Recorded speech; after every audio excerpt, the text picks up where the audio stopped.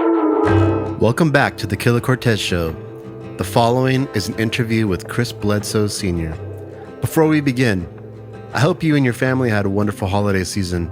On my end, it was a crazy wind down to 2022, and it was great to get some much needed rest. Some quick KC news. The set that I performed live at KSDT Radio at UC San Diego is coming out on Spotify and all other platforms next Friday, March 24th, 2023. So you'll be able to stream live acoustic versions of Like That, Imaginary Lines, and my acoustic cover of Third Eye Blind's Blinded. Also, I'll be performing an acoustic set at Hotel Cafe on April 15th, 2023, where I'll be opening up for friends of the pod, Rich Jocks, and Renee and Jeremy. My first guest of 2023 is a special one. I've been looking forward to this interview for months, and here we go. Chris Bledsoe Sr. is a UFO experiencer and a strong believer in God. His accounts of the phenomenon have gotten the attention of government officials of the highest levels from several agencies, such as the CIA, NSA, and the NRO. His life, now that his children are grown, is centered around telling his story and understanding why his experiences are increasing. He is passionate about keeping an open mind and engaging those who question who we are and why we are here. Most importantly, he's working to understand the consciousness connection with UFOs and how it impacts his faith. Like most of us, he is driven to know the answer to the age-old question, are we alone? Chris lives in North Carolina with his wife, Yvonne, and their 2 dogs. This is going to be my first foray into the UFO phenomenon world with this podcast. And as a topic of major interest, I waited to make sure that the first one was a special one. Chris's story on face value is an absolutely mind-blowing journey, but what is even more mind-blowing is the government officials that endorse his accounts, and in some cases have even experienced the phenomenon for themselves in the presence of Chris. For example, former CIA officer Jim Semivan, who wrote the foreword to Chris's new book, UFO of God. I interviewed Chris remotely from his home in North Carolina. You can find the show notes, links, and a full transcription of this episode in the description below. You can also find a link to the Killah Cortez Discord where we chat all things KC. Sprinkled in between the segments of this episode are songs from my Songs for the Apocalypse playlist, some of which were chosen by Chris.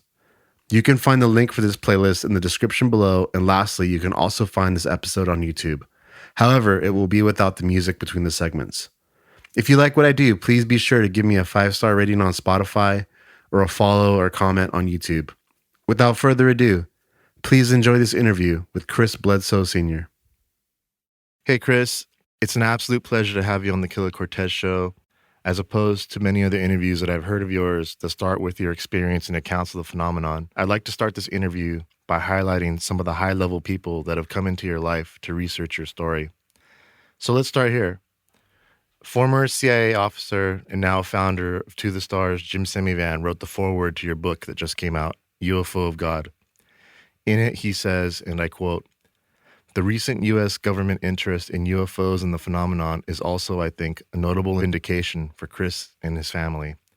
A late but important acknowledgement that, like many other U.S. government and worldwide experiencers, they have smacked headfirst into a part of our reality that has refused to stay hidden." Jim goes on to say, "Chris has probably been visited officially and unofficially by more government types and UFO researchers than any other contactee or experiencer. There's a reason for this. The story Chris tells touches very close to home for many government officials, scientists, and academics who have either had a similar experience themselves or who are aware of some elements in Chris's story that have either personally seen or experienced before, officially or unofficially. This invisible college indeed took notice, and so should you. So with that being said, for the uninitiated, who is Jim Semivan?" Well, I'm glad to be on with you, Greg. And who is Jim? Jim is the person that he probably has done more for my family as far as helping us put together. We were pretty broken, Greg, after all me bringing this story out, and all the community and churches and everyone just ravished us. But Jim was that special guy that knew about the story, couldn't talk to us, but until he retired, his position wouldn't let him meet us. although he knew about the story from the minute I published it in 2007. But he's that guy that had an experience. He and his wife Debbie, he understood, and he came, and the rest is history. We became very good friends in 2015, and in the book it tells how we met, and that was quite an incredible thing. Is how we met, and it touched a lot of people within the government. That story, if you read the book, you'll really see the how deep the rabbit hole goes. Let's say. And so another high level person I want to highlight before we jump into your accounts is Colonel John B. Alexander wrote the introduction to your book and says, and I quote, "The near omnipresence of orbs, balls of light in many, if not most events, is extremely significant. For Chris and many other observers, there appears to be an obvious connection between their conscious thoughts and the sighting and activity of these orbs." Who is Colonel John B. Alexander, and what's his significance? With John, there again in the book, I tell about how I met him, and that came about because of the very first chapter in the book, where we talk about me receiving a message that the Pope was in danger. When back in 2015, when he visited America, he went to Washington, he went to New York, and his last part of the tour was Philadelphia. And I received a message about that he was in danger. So I called a person that his name is Larry in the book. That's his real name. Mm-hmm. And he's very connected. And he's like, maybe you should come to Pennsylvania and let's talk about this. And John was there when I got there. And he helped me through this remote viewing process until we figured out which way the danger was coming from. And indeed, they actually arrested this guy that was trying to kill the Pope. And he came from the exact location that I said he would, across the Ben Franklin Bridge. For the uninitiated, what is remote viewing? Well, remote viewing is, to me, it's a way, all of us have an ability we don't realize we have. Our brains are just like a wireless router on a computer. It picks up on signals that are thought forms, or let's say you and I beside, or even your wife. You ever wondered why when she's about to dial you, you start to dial her? I mean, your brains are connected wirelessly. And if we work on it and notice that there's subtle little things that come in there, ordinarily you would not even think about. It's just noise, but instead it has great meaning, and we're able to see events that may happen or Right. will happen This in the future. Similar to what people would call like intuition.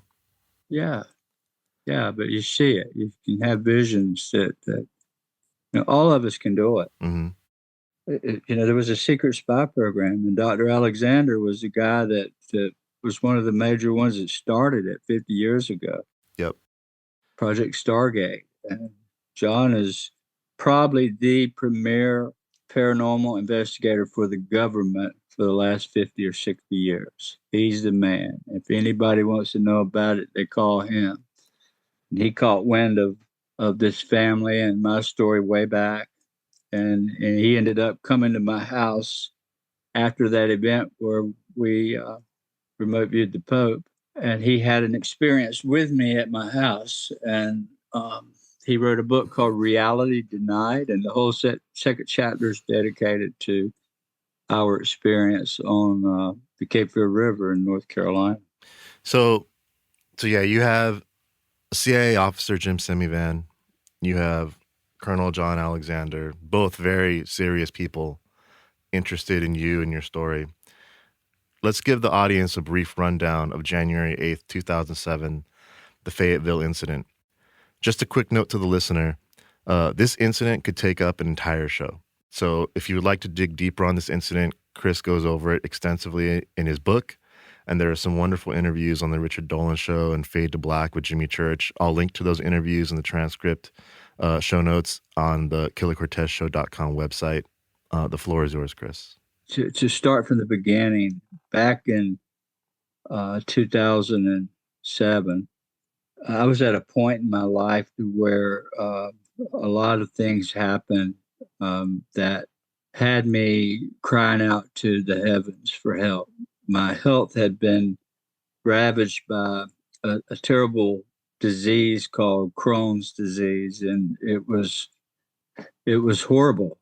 And then and it was 17 and a half years I had dealt with this. Well, earlier, let's go back to 2001 when the World Trade Center disaster happened.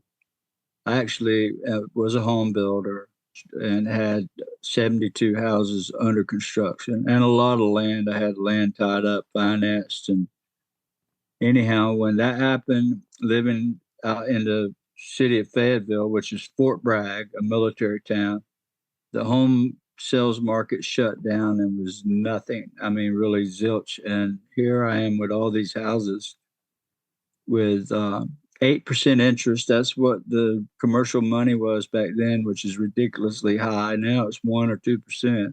But at that time, every bit of the cash reserves was going out the window, and it was a slow motion train wreck.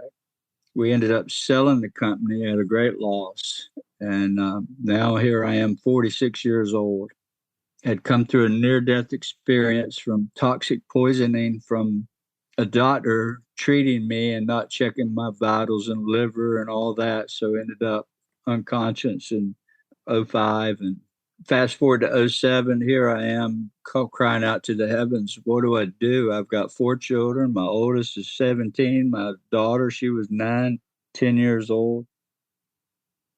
I had no income, had to move out of a big house into a mobile home, had to apply for free lunches at school. Now, we were living in a 5,000-foot house with a pool in the back, been in business 19 years, and suddenly I'm unable to work.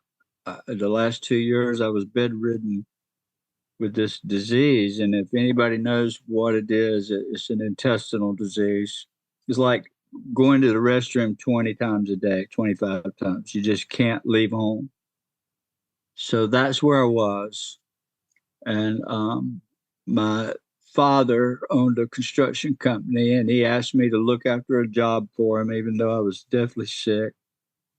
The job lasted 4 months, and the 3 of the guys that were working for him was ready to, because they came home and was done, and the job turned out nice. They wanted to go fishing, celebrate, waiting for the next job to start. So on that day, January 8th, '07, I decided to take them to the river, which was 2 miles from my house, 2.5 miles.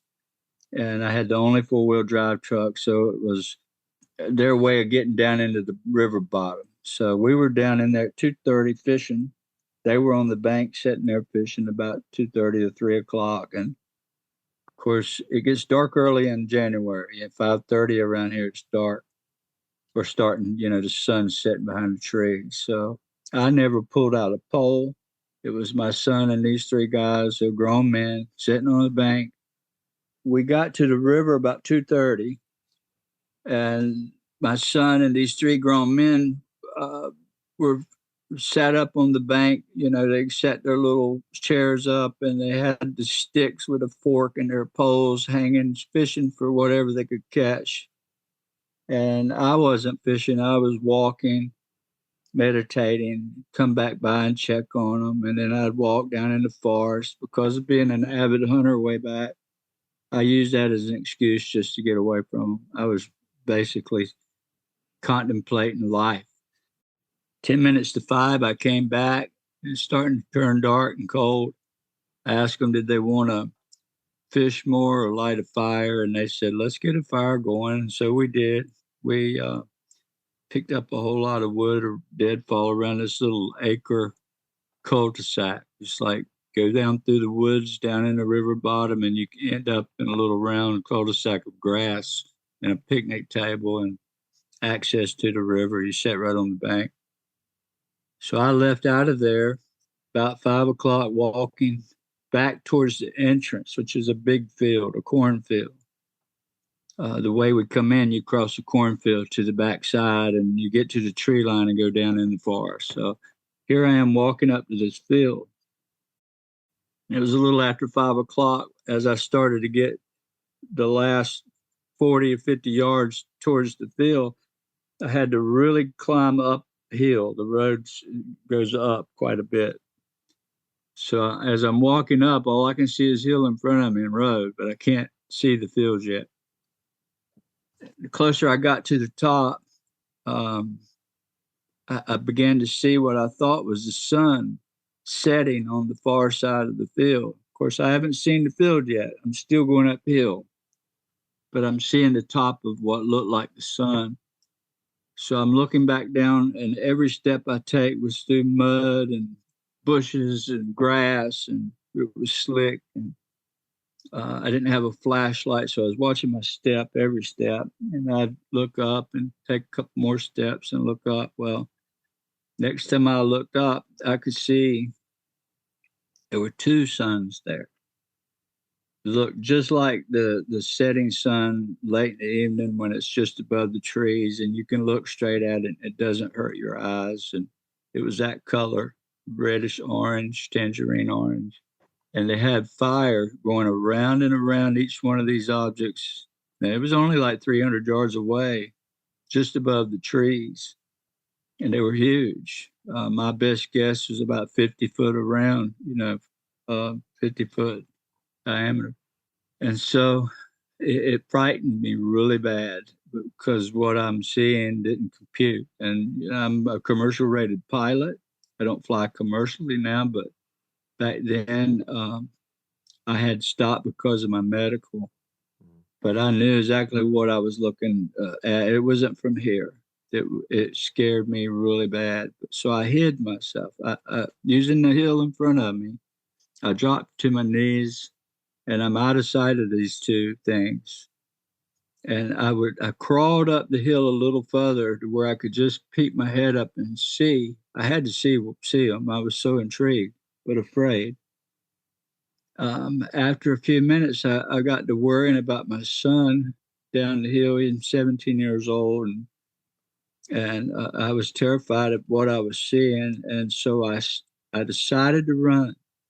The very moment that I mentally made, not thinking about it, but made the action to run, I turned my body downhill. I'm on my knees, facing west. I got to go back the other way, east. So I started raising up my feet, and I looked back as I'm in motion to go down the hill. And the very second I did, a third one of these setting suns appeared up above me and out in front where I could see the other two plainly. This other one was above them, but closer to me. And it came out of nowhere. It just appeared. Bing, there it is. And it shot down beside the other two within a second. But the main thing was I knew I was going to run. I knew it saw me. I knew they were watching me at that point. And I knew they knew. That was the most shocking things to know I'm on the radar of whatever this is. It's seen me and it's coming. Wow. And it approaches me and comes right over top. And the next thing I know, I'm walking back to the fire. The last 50 feet, I'm actually just in a slight jog. And I jog up to the fire, and there's three guys standing there, these friends of mine, and they're looking at me, and the fire's burnt down, the wood pile's gone. And I'm like, you guys won't believe what I just saw. I thought 20 minutes had passed. Nobody could tell me that more than 20 minutes had passed. They're like, where have you been? We've been looking you all night. And I'm like, there's no way. I was just up at the field. I was just up there, and these three big balls of fire just, kind of frightened me. And so my son was not there. He was missing. And I'm like, where's Chris Jr.? And this is right after I got to the fire. Within a minute, I'm telling them this. And how old was your son at this point? Say again? How old was your son at this point? He was 17. So what they told me is that he had gone on foot back in the forest where I'd gone earlier that day. They watched me walk in the back of this cul-de-sac down in the woods, and I sat in there about an hour on an old river gully with my back against the big old river oak, and just meditating on life. So he went looking for me that way, while two of them got in my truck and drove up and down the highway for 2 or 3 hours, while one stayed at the fire all the time. So I took off right away, going to look for Chris Jr. I was panicked now. He's in these big woods. He's lost. There's no telling what it's going to take to find this boy. That's all I could think. So when I found him, he was hiding up under these real thick shrubs. In North Carolina, it's green. Everything's green. And around any field or any area, usually if there's woods, the edge going in is really, really thick. It's like thick shrubs. And then once you get in the woods, it opens up because the light is dim, right? He had witnessed two orbs coming down the road while he was looking for me, and saw them, and it scared him really bad. So he backs up under. He drops to his knees, and they kept coming. He could see them from 200 yards coming towards him. Right down the road, the way I went, they were coming back towards him. So when I got him, he began to tell me about these creatures. He was in shock. All he could do was say, "Why'd you leave me, Daddy? Why'd you leave me?" He was in shock. I didn't know what to say. I just like, "I hadn't been gone, son. I just walked up to the field 20 minutes ago." "No, Daddy, you've been gone all night. These creatures, they terrified me. I couldn't scream." This is what he was saying. Mm-hmm. So I grab him and I drag him back to the fire, let him back up there. And now these three men they're spooked really, really bad. I mean, they're freaking out.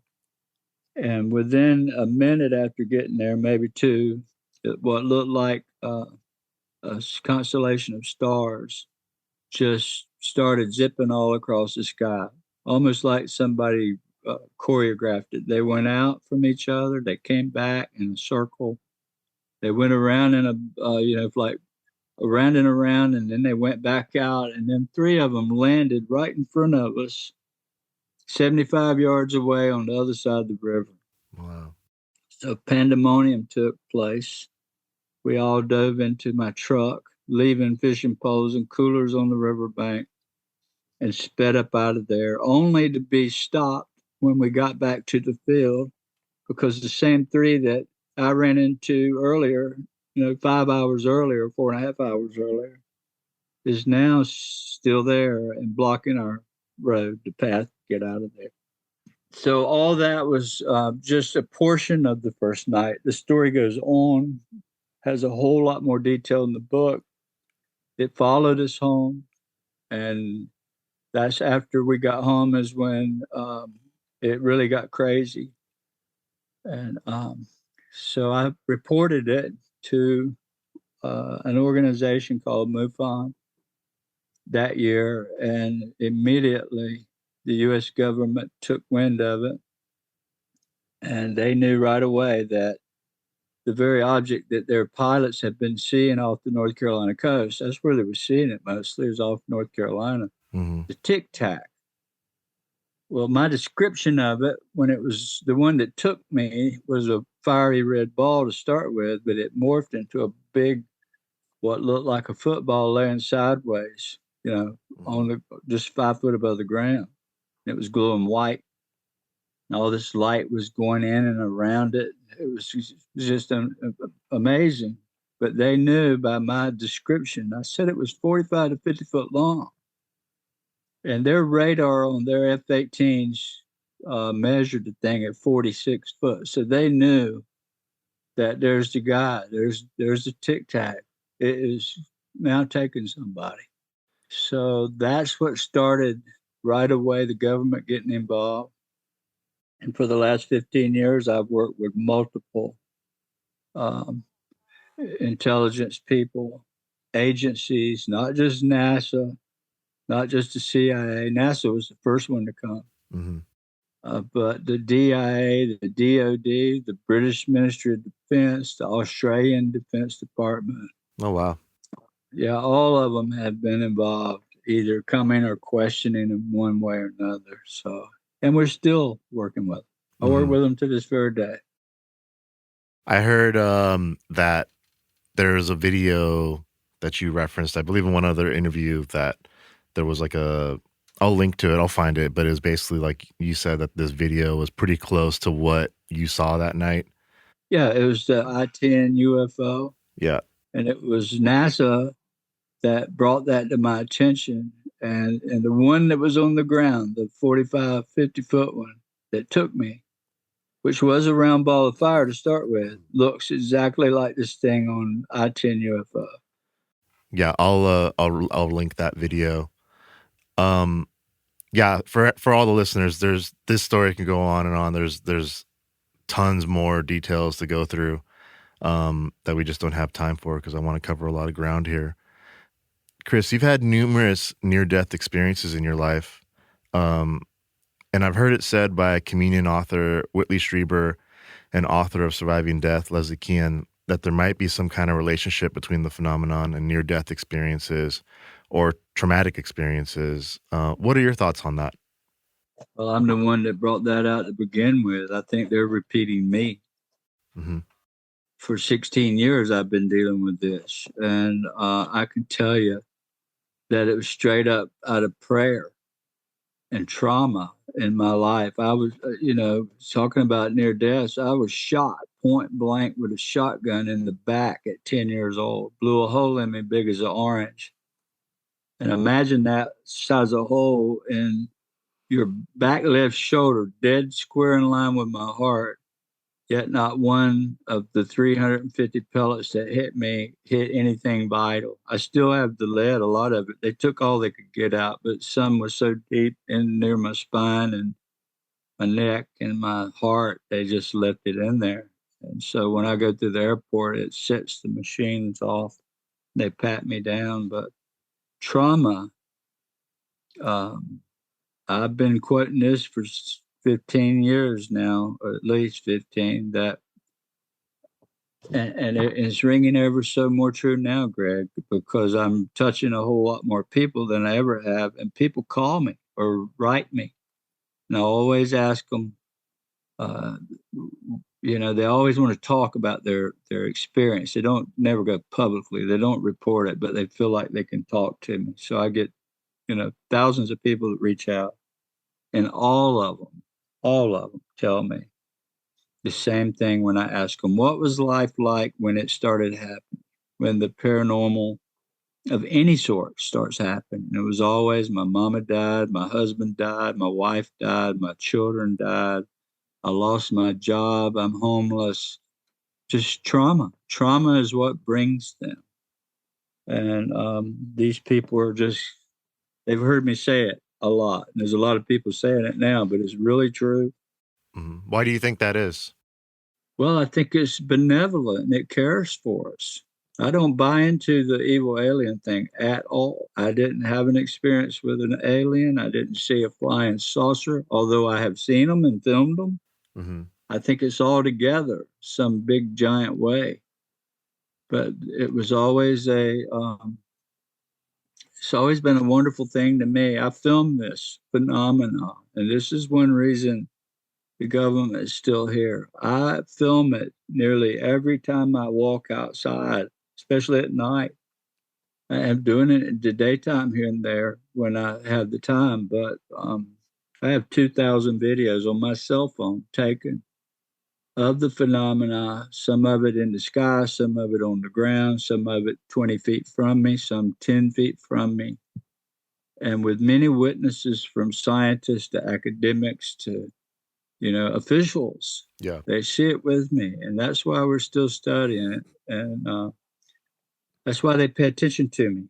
Yep. That's where they learn a lot of their information from, is right here studying it live. Unlike a lot of people see it and make claims, but we're proving it. Yeah, I think that's a huge distinction for the listener here, for someone who just has an open mind and is willing to listen. I think one key aspect of Chris's accounts is that it's not just him. His family sees it.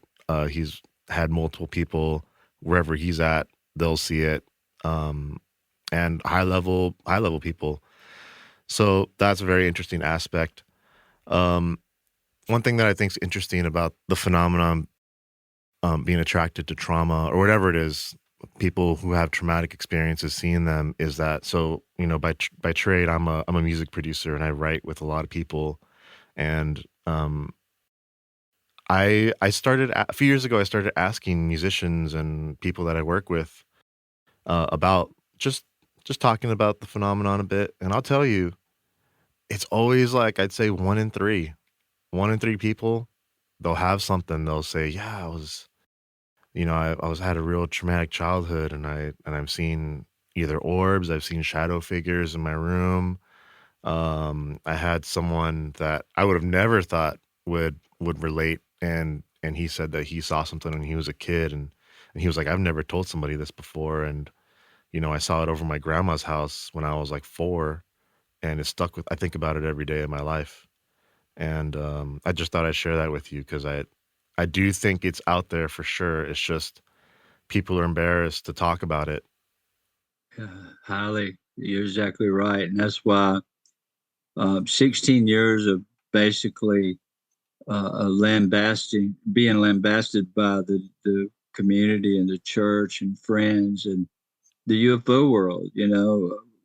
When I first started reporting this, they all turned on me like I was the devil because the angel thing. When I said I thought they were angels, that just meant that was just too much for them. That's what they told me. MUFON said that's just too much for us. Yep. So they walked away, and nobody. They all made fun. Nuts.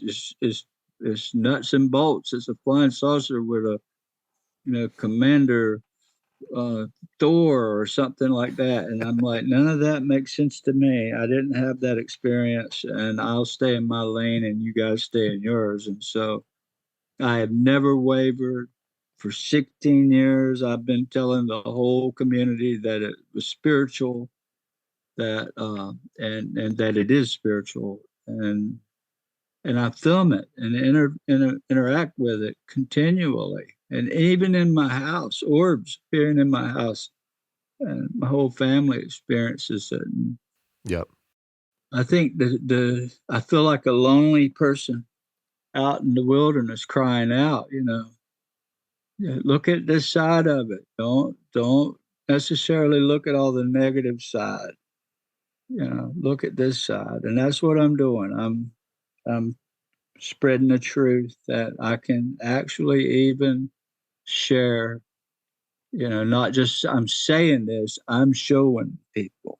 Yep. That's the Yeah, the listener, you can check out a lot of these videos on Chris's Instagram. He's got a bunch there, and I've heard on other interviews that you have many more that you haven't shared yet that you'll be sharing. Yeah, I got some that are amazing. I'd like to switch gears for 2 seconds. What is your favorite book or documentary? Oh, I don't know. Favorite book. If I had to say, was when I was a little guy, I read the story of Old Yellow, and that made me cry when I read it, and it stuck with me throughout my whole life. I'm pretty much an empath. I love animals, and that's probably my favorite book. As far as UFO stuff, I don't research others. I don't read others. I was told from the very beginning not to go into the UFO scene. We want you to be studied and as pure as we can keep you. In other words, people tend to take on each other's experiences. Something happens to a person and they get into the UFO world, and pretty soon they're convinced now it was the Pleiadians that came. Right. And right, and it's they have no clue. So it's all speculation. But so I've stayed away from that genre and just worked with people that wanted to study it and haven't tainted what's happening to me. Yeah, that's my favorite book. And what was the other question? Favorite book and Oh, that was good. That was it. So that's a good segue because before we move on in the Chris Bledsoe chronology, to put it lightly, like you said, after the Fayetteville incident, you got a major pushback from friends, some family, your church, your community, the public, to the point that even your children were being bullied in school. Priests were coming to your home to sprinkle holy water in your house, thinking that something demonic was afoot. And then enter NASA Hall of Famer, the late, great Hal Puthoff. Who was Hal Puthoff, and what did he mean to you and your family? And what did his presence do for legitimizing your experience to the skeptics in your community and others? well, just to back up a little bit, when we first reported it, we reported to the UFO world, and here they come flying into our lives, and it wasn't.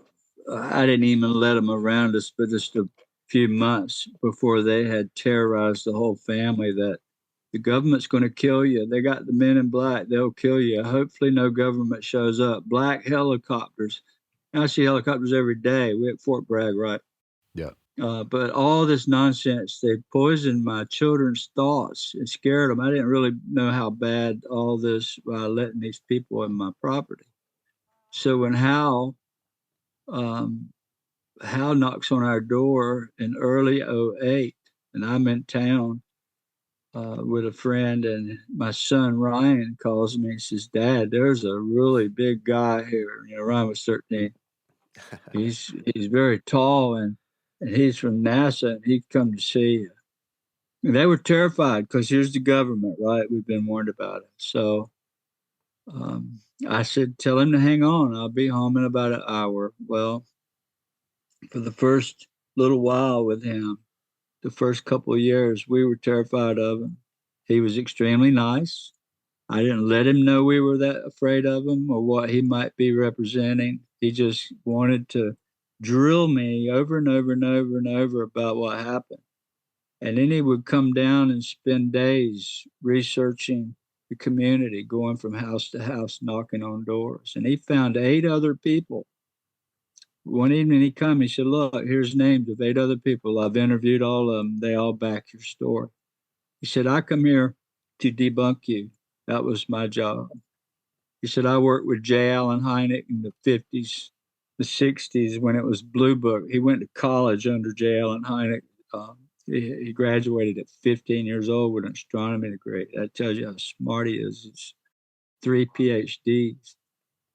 And then he started coming really often, 3 or 4 times a year. And he would come to my kids' parties, their birthdays, their special events in school. He fell in love with my daughter. He just thought she was the greatest thing in the world, and he got to see her graduate from college. He came, he and his wife, all the way from Cape Canaveral, 13 hours away, just for these events. It turned in from a scary situation to someone my children thought was that took the place of their grandpa when he passed away. They just loved him. We all did, and he educated me on so much stuff. I've been to his house. I've been to the Hall of Fame with him. I've been to Cape Canaveral with him. And he wasn't the only NASA guy. There were many more. Yep. But Hal was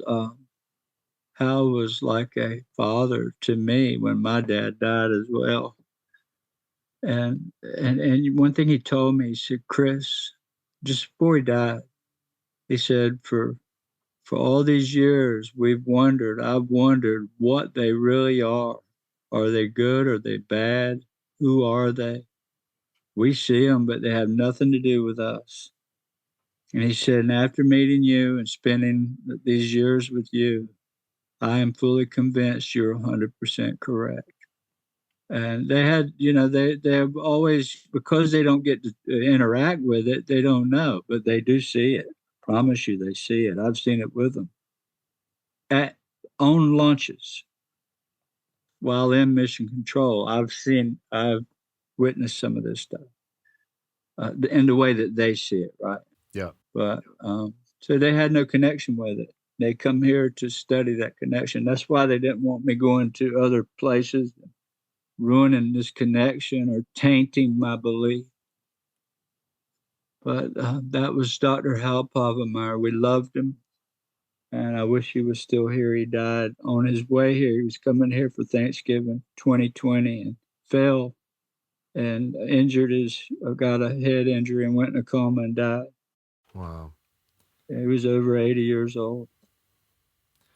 Yeah, great man. Yeah, just a quick Google search and you'll see he's right there in the NASA Hall of Fame and worked at great institutions, Rockwell, NASA, I believe also JPL, storied career. Let's move on now to the incident dubbed The Lady. A note for the audience. Again, this encounter is one that could take up multiple episodes of the show, and Chris is going to give you a brief account, as brief as he can, of what is a very lengthy encounter that he goes to in his book. Again, I'll also link to some other in-depth interviews on this encounter in the show notes. So yeah, Chris, if you can give the audience an overview of your first encounter with the lady, perhaps starting with you being woken up by the voice. Okay, so to put it in perspective, this was 2012 when the voice woke me up. It was Easter, Saturday night before Easter of 2012.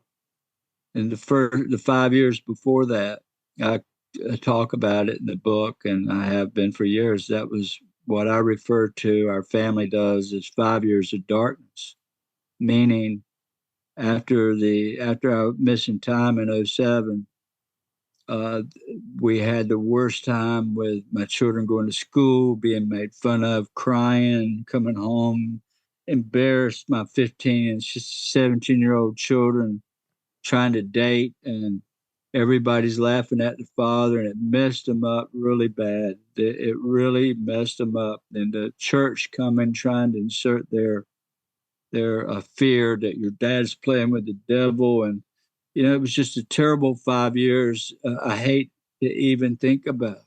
Mm-hmm. But that 5 years drew this family so tight together because we were ostracized as a family unit, basically. So for all that time, the phenomenon would appear in the house, inside. An orb would appear, flash of light, and out steps these shadowy figures. And people say, oh, your shadow beings are negative. Well, no, they're not. There could be some like that. It's according where your heart is, but these beings are not fully into our realm. They're like a TV channel that's it's real fuzzy or blurry, this is the way they look.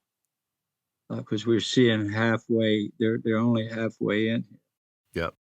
So that Saturday night, I was so distraught after my little girl coming home, big crocodile tears, crying about how the class had made fun of her. And I felt so guilty as being the person that brought that on my whole family.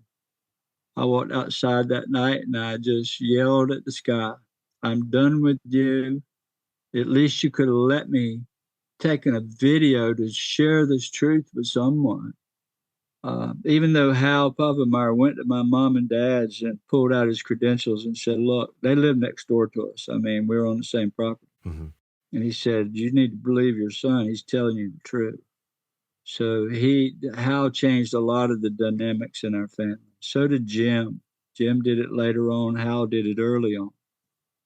So I'm fussing at the sky. I'm like, I've tried every time an orbit appears, if somebody was there, it would appear when their back was turned. It let me see it, but not them. And I was frustrated. I couldn't get a video. I couldn't prove anything. So now I'm ready to walk away and never talk about it again. Hopefully my children could heal. And I shouted out to the heavens, I'm not talking about it no more. And I went in and I laid down to go to sleep, 9:00 that night. And in the middle of the night at 3 a.m., I heard this voice, this thunderous, loud voice woke me up from my dead sleep. And it really frightened me because it was so loud. I heard it audibly. I jumped up from laying down to a sitting position, and it darkened the room, and I could see the clock was 3 a.m. on the dot. And I was like, who's there? I heard that. And for some reason, I felt like, I don't know why, I just got up and I got completely dressed.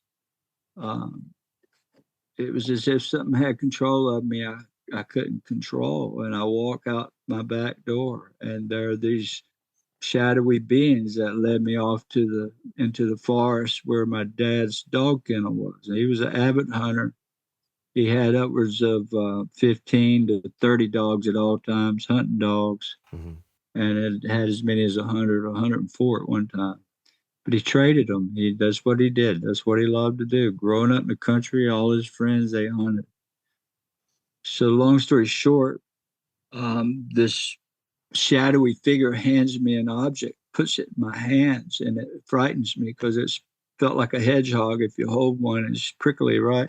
So I drop it, and I reached down to, I dropped it, and this voice said, "You need to pick that up. That's yours. You must keep." So I bent down and I picked it up, and there's nobody else there. These shadowy figures are gone.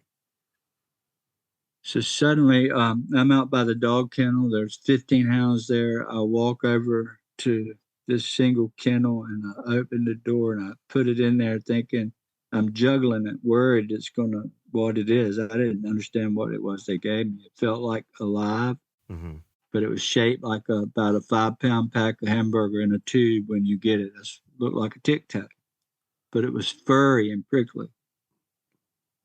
And the minute I did that, this gust of wind on a black, dark, clear night comes out of the forest and blows me like so hard I lost my balance and I fell over backwards to my back on the forest floor, right in the leaves. And I'm on a 2-rut road, woods all around me, dog kennel. This, what looked like a cow, a bull came charging at me out of the darkness and ran over top of me, and I could see up through it when it went over. It was the strangest thing. It was translucent. So not knowing where it went, raised on a farm, and my neighbor had a dairy farm, so I worked on it and had cows. We had hogs, and so I knew it was coming back. At least I was worried it was. So I rolled to my stomach. Now I'm looking the other way. And I pushed myself up to my knees, very fast. All this happened in a second. You land on your back, roll to your stomach, push yourself up to get up and run. That's my whole thing. I was in one motion, up to my knees, about to run, when there's no longer a cow there. There's a woman, this beautiful lady. She was glowing. She wasn't very tall. Her feet was up about my chin. She was floating off the ground, about 3 feet off the ground, and her feet were bare. And her dress was white and sparkly and flowing. It had these rolls in it like you'd see on an old Roman type dress. Mm-hmm. And she must have been 4 foot or less tall, and but above me, she's towering above me. And she leans towards me and she says, "You know why I'm here. This is your burden. You must bear." She said it just like that. And I knew it was because I had given up, and I shouted to the heavens, "I'm not doing this anymore." She said, "If you do this, we will help you. I will see to it that we help you make the way. And 2, we'll help you with witnessing with camera." And there was a blank period after she left that I walked up to my back door and collapsed at the back door. When I woke up that morning, I was still dressed, shoes on, and with the whole memory of what had happened. And the most amazing thing started happening. And this is in the book. I don't want to tell any more about her, but she came again twice more, and but miraculous things started happening, and I mean immediately. I was able to take video. I was able to share it. If you came to my house, I could show it to you for the most part. Many people, groups of 20, 25, 30 Mm-hmm. people. could be with me, and the orb appear, big as a small house, 100 yards away, or small as a beach ball, or in the sky or on the ground. And then these people begin to get blessed with their health problems. Without telling the story, it goes all the way to the White House, to Washington, to helping an elite family in Washington, D.C., that their son was dying, had to make a wish, a feeding tube, and in front of the whole world, you might say, the who's who. Yeah. This child's now going to be a junior in college. I just finished reading that story in the book. And that's like how you met Jim. That's incredible. Yeah, that's how I met the highest levels of government, all the way to it goes way up. Yeah, without telling this story, it will blow your mind. And it was all because of her. Yep, it is certainly mind-blowing. So the question I've always had, and one of my major motivations to interview you, because I don't know if I've ever heard this question asked, is in your encounters with the phenomenon, it's manifested in so many different ways. You have orbs, like egg-shaped, kind of, like you said, football, tic-tac shaped craft, but it seems like energy craft, shadow figures, small translucent beings with red eyes and triangles on their chest, larger 8-foot tall beings, objects, beings that go through walls. You've seen like the bull rushing at you, and you've had experience missing time and the lady. And I heard in your regression that you were what you felt like in a craft or inside of an orb in orbit. So, and then also the people around you, whether it's family or visitors, just people in the presence, have also experienced these things with you. What do you make of the variance of appearance of the phenomenon? Well, I think it can appear any manner that it wants, and this is what I try to tell everybody. This just think back, if you knew how to research the previous history on UFOs, right? All you got to do is go back and look at the 1600s, the 1700s, and earlier.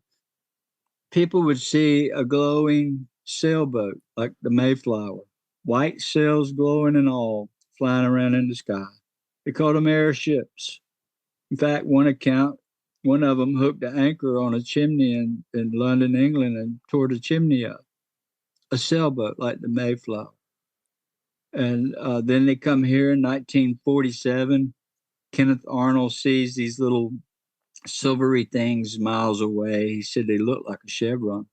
But when he told a reporter, it looked like the way they moved looked like if you skipped a saucer on the water, and it just kind of hopped. And suddenly the news said, oh, the man saw flying saucers. Well, for the next 30 years, everybody sees flying saucers. Then all of a sudden that disappears. And now you have these triangles appearing because everybody's talking about triangles. And maybe those were ours. Mm-hmm. Maybe the phenomenon just appeared in that manner. But then in 2007, I coined the term. It was me that coined the term orb. It wasn't the UFO world. It was Chris that did that. And it was in my report in 2007. Well, since 2007, 16 years, everybody's seeing orbs now. Mm-hmm. So the phenomena appears in any way that it wants. It can be a shiny metal disc. It can be a tic-tac. It can be an animal or a bird in your yard. You might walk out today and there's this fox standing there at the front door looking at you. We don't necessarily assume that it was just a fox. If you're spiritual at all, you can look at the Egyptians. Their gods were all animals and birds. They weren't ancient aliens. They were nature, forces of nature. Look at the Bible. Mm-hmm. Ezekiel talks about this cherubim that comes down and lands in front of him, and out steps a creature with 4 faces of an animal or a bird or a human. it's all about forces of nature. And they can appear any way they want. And I've seen them in all sorts of manners. I film them. I've got pictures of, little round metal discs or round balls to discs that are glowing but to me, their natural appearance is the fire, is the orbs. They come out of the orbs. I have video of an orb appearing in front of a lady, appears in front of me, 6 foot away. And the orb flashes and out steps a 6 or 7 foot tall glowing white being. I've got it on video.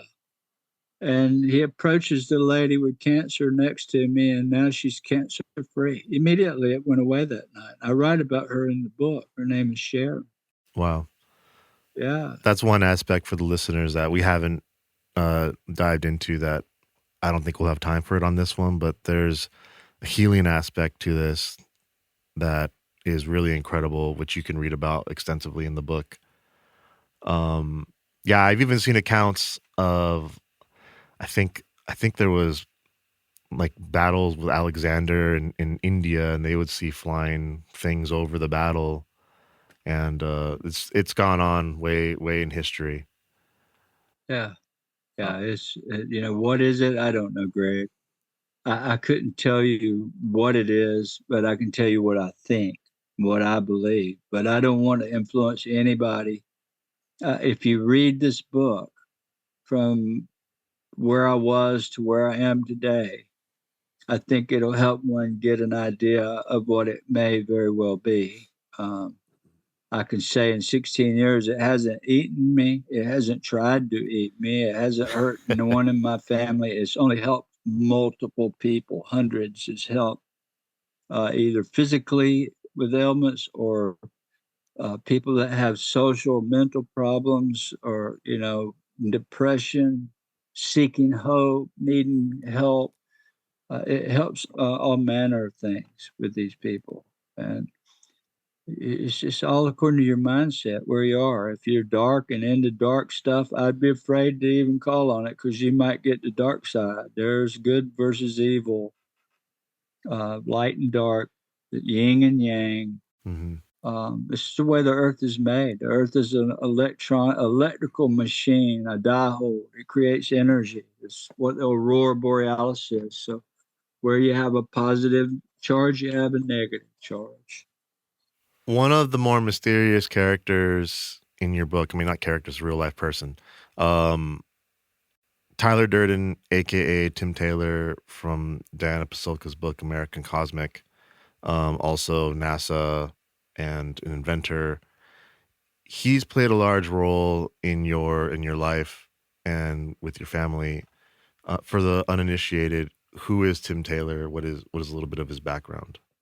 Tim, I introduced him to Diana Pasulka. She was just a school teacher down in Wilmington, the University of Wilmington at North Carolina, a religious professor. And she was investigating the Virgin Mary apparitions. That's what they thought happened to me. Of course, I'm a Baptist. I never saw it as the Virgin Mary at all. Maybe it was, but that wasn't my go-to thing. Mm-hmm. But I introduced him to her a couple years later. But Tim Taylor, Timothy E. Taylor, lives in Huntsville, works for NASA. He'd been there 35, probably 40 some years now, over 40. He's a really nice guy. His heart is into medical research. And not many people know NASA is into medical. That a lot of what they do is bringing medical technology to the public. They've done amazing things, and I got to work on some of that with them. Just here again, the lady comes, I'm ready to quit till she comes, and a year later, I'm sitting in NASA at Cape Canaveral working on stem cell research. Get that? I mean, how does that happen? Yep. But he's a really nice guy, and his handle, his console is Dragon console. I have the number to it. He has a tattoo on his arm, the dragon. He wears a shirt with the Dragon. That's his handle at NASA. And he basically runs the launches. He's the guy in charge. When a rocket goes up, he's at every one of them. He's in control of the whole thing. And he's National Reconnaissance Office, meaning those are the guys with the eyes on the sky. They own the night. They own the satellites. They own the high altitude spy planes. And there's a small group of those guys that when that rocket leaves the ground and it leaves ground-based telescopes and cameras, gets up there where they can't see it anymore, then comes in the National Reconnaissance Office. They've got a plane circling up there at 50,000 feet. Then they got another one up there about 100,000 feet. And then they have satellites that pick it up. So they watch every single move. And there's oftentimes things will appear and go right up to that rocket and check it out. And nearly every time, they always got their eyes on those rockets when they go to space. I say they, meaning the phenomenon. Yeah. Yeah, they're trying to make sure there's no nuclear payload or something like that, right? There you go. Exactly. And I've seen more than one of them destroyed. Yeah. In fact, one of them right over California, right off the coast of California. Something swam up to it, looked like it was a little silver disc, and shot a beam of light on it and disabled it. Didn't blow up. It just tumbled out of the sky. It had no more control. Yeah. Yeah, I remember being a kid and I saw a video like that. They showed a craft going around it, shooting a little thing in it, and then the rocket just like fell down. Yeah, I wonder what happened to that video, right? Yeah. So in American Cosmic, it's reported that Tim Taylor is able to receive downloads from the phenomenon to the point that he even has a download protocol. And it's been reported that you also do the same thing. For the uninitiated, what is a download? And have you ever discussed that with Tim and compared notes on your download experiences? Absolutely. In fact, I was working on that long before Diana wrote about it in her book. That's how she really found out about it until she met him. But he goes through all these rituals where he gets it in his sleep. He don't have the craft or the orbs, the beings coming out of the orbs in person, flying up and appearing in front of people. He gets them in his sleep. He's figured out how to go to sleep, not drinking coffee and whatever ritual he does. But I'm telling the audience, you don't need a ritual. All you got to do is go out and look up to the heavens and ask in a humble way and pray. And it's the same thing in the Bible. Seek and you will find. Knock and the door will be open. But that's me. I don't use any gimmicks or any rituals. I just simply walk out. And when I walk out, a lot of times here they come. They greet me. It's like children. They get excited. But yeah, he'll go to sleep. And his first time he experienced a shadow being in his room is when his wife left him. He was a young engineer in Florida, living in a rented garage with his wife. And she walked out on him and left him in a terrible way. And he was really upset and suffering and in distress about it. Went to sleep one night and he awakened his eyes to a shadowy figure at his bed, which he remembered. And then when he got up the next morning, bam, he's got an idea for a patent, which I won't say what that was, but I was a part of working with him on some of what it does. And so, yeah, he's got some 16 patents of his own and probably 50 more that he's involved with. Yeah. He might get a little piece of information, a tiny piece, but when he takes that to a team of scientists and people like me being in his group, where you got 20 more people that can take that little glimmer of information, it might not be hardly nothing that you think is anything, but it might turn into a something miraculous. And Right. that's what he does. There's no science to it. He's just figured out how that the information we all want is around us at all the time, and they will help you if we ask them to. Yeah, there's a great studio story that I think you might find interesting. Is I think when Michael Jackson was working on Thriller, he woke up like at 2 a.m, and you know, those kinds of artists, they could have an engineer in a studio on call at all times. And he reportedly woke up, called his engineer, and was like, "We got to go into the studio right now." And he's like, "Well, can I wait for the morning?" He's like, No. I just got an idea for a song, and we got to do it right now." And he's like, "Okay, are you sure?" And he's like, "Look, if I don't do it right now, Prince is gonna get the idea.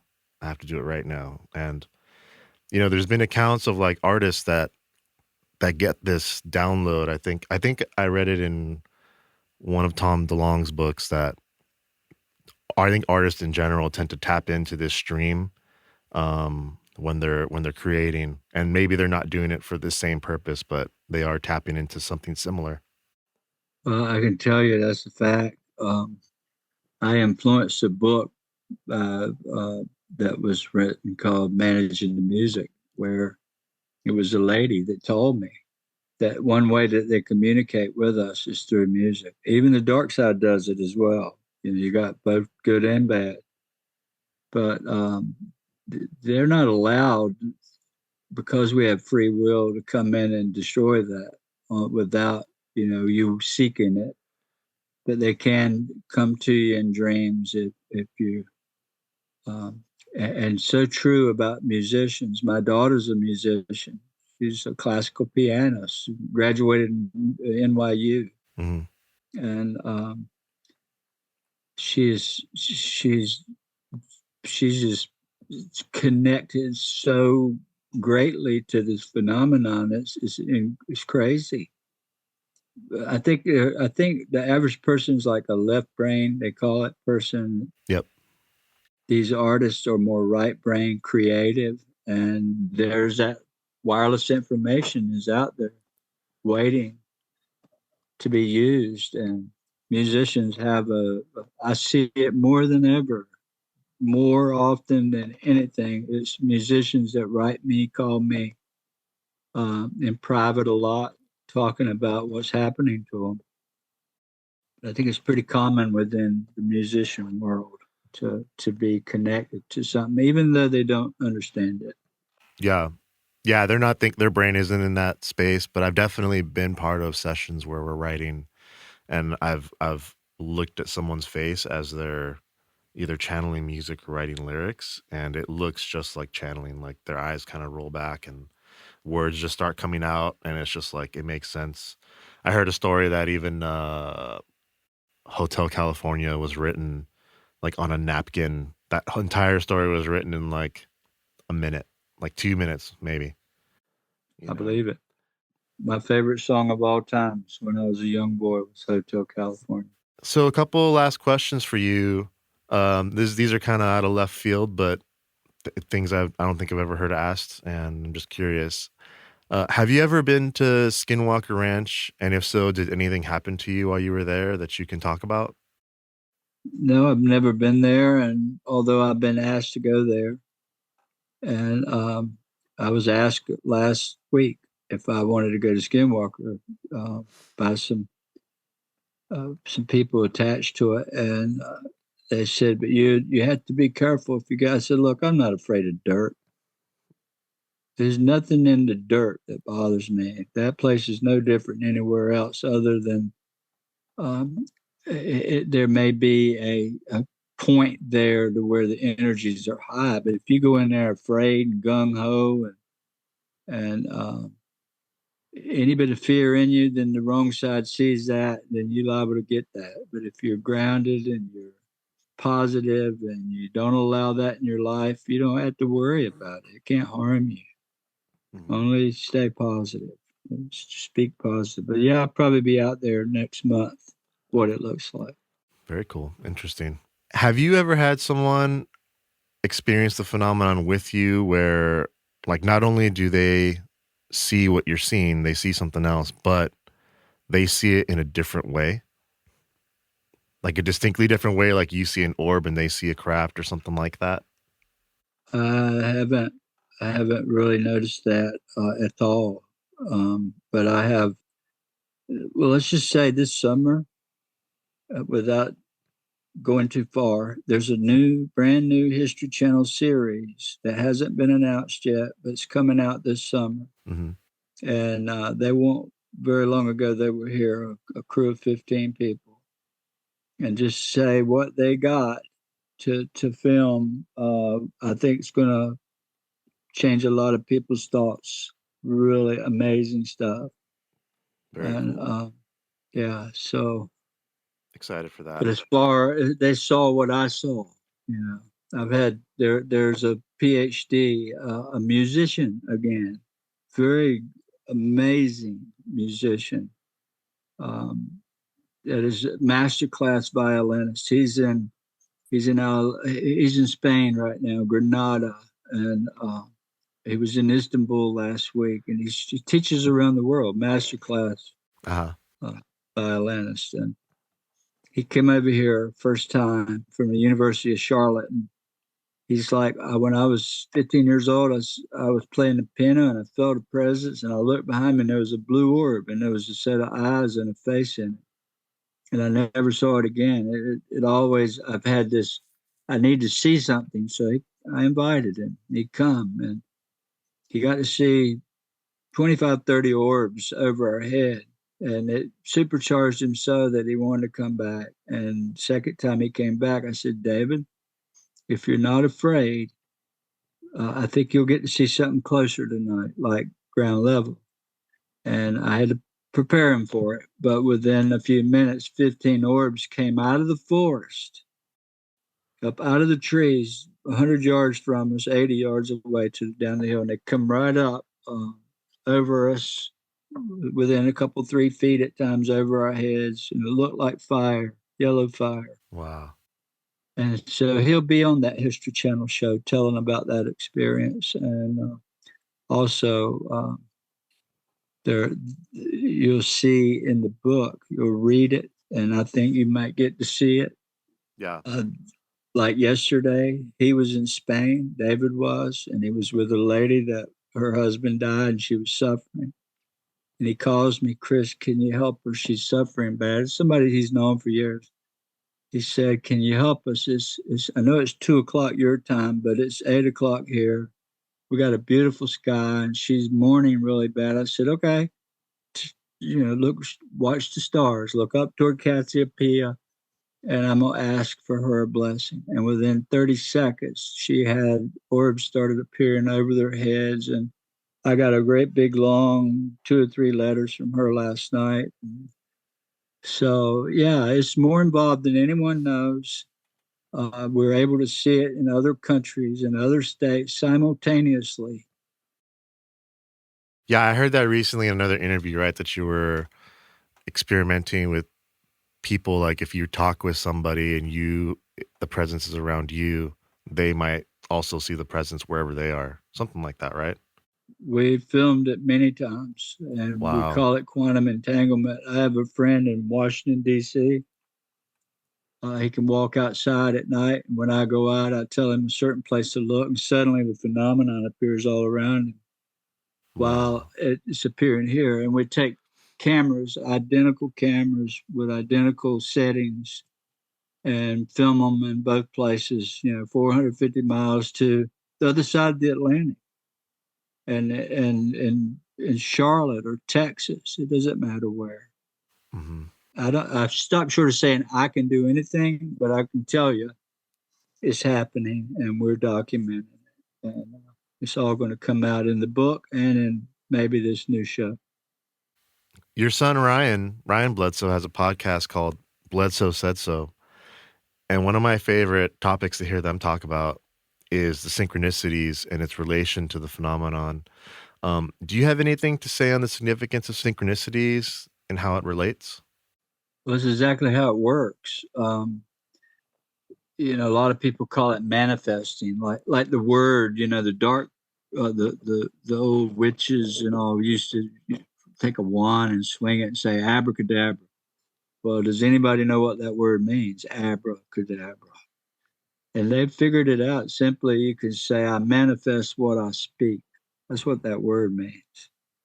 Well, the dark side does that, but so does the positive side, which is the side that I'm talking about, that I'm experiencing. And if you humble yourself, humble your heart, love everyone and your neighbors and your friends, be helpful to all you can, and ask them to help you. Never stop. Speak it out loud. Go outside every night and look up at the heavens and say, bless me. I need a home.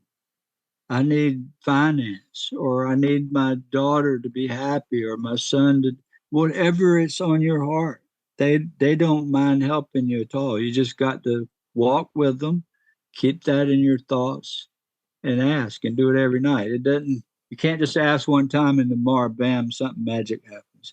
It starts appearing, these synchronicities, more and more and more. And after a while, you'll begin to see, oh my Lord, this is really real. It really works. And that's what he's talking about. So there's something there for us if we just understand it a little bit more. Yeah. Yeah, I'll tell you on a personal note that I've had I think a very light relationship with the phenomenon since I was a kid. And I don't have the direct experiences that you've had, like really obvious that is something that is different. Um but when I was young, my parents saw some craft out in Baja. We were camping, and very similar to what you were saying when you first saw the Fayetteville incident, like three orbs in the sky dancing around in the sky. My family and a bunch of people watched it for about 30 minutes. And ever since I was a kid, I always had these things happen that I won't go into here, but I will just say you're an inspiration for me to even like talk about it and be inquisitive about it with other people, because I always wondered what it was.